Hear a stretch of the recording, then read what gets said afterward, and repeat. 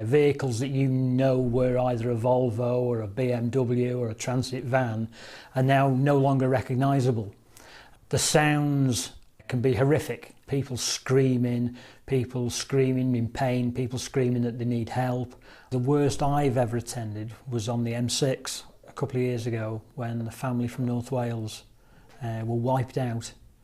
We had to peel back metal from all sorts of shapes to reveal the dead bodies inside. We didn't even know how many bodies we were going to find in that vehicle, and in the end it was 6, from mum, dad to 4 children, one being a baby of weeks old.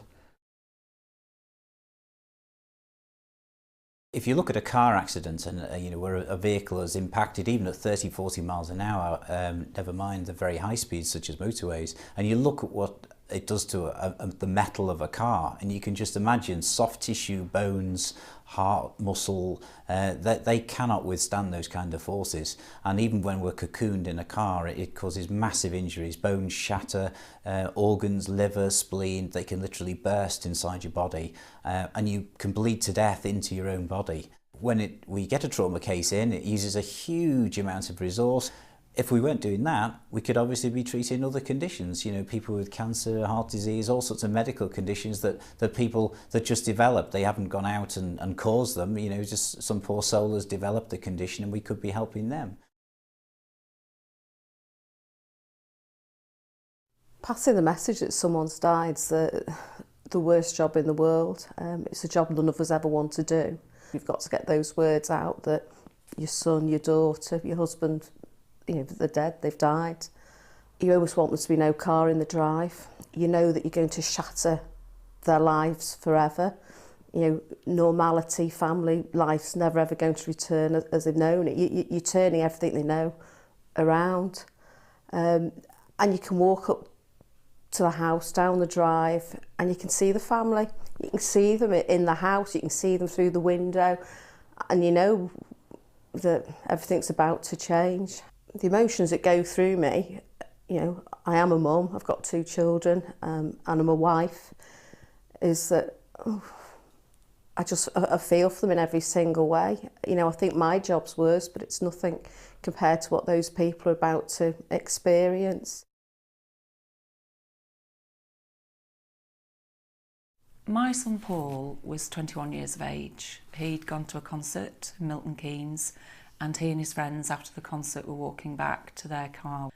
As they walked back, from behind, a drink driver ploughed into Paul and his friends, left them at the side of the road, drove off. My husband was told by the doctor that Paul had been critically injured. I knew instinctively that something was terribly wrong, I just knew.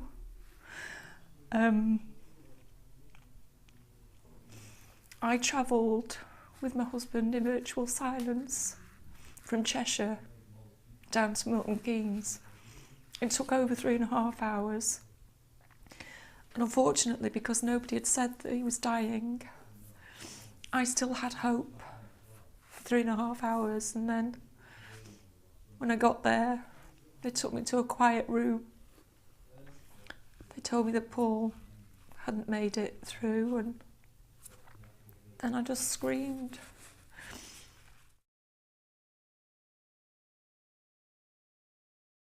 The effects of road traffic collisions are what I see in coroner's court.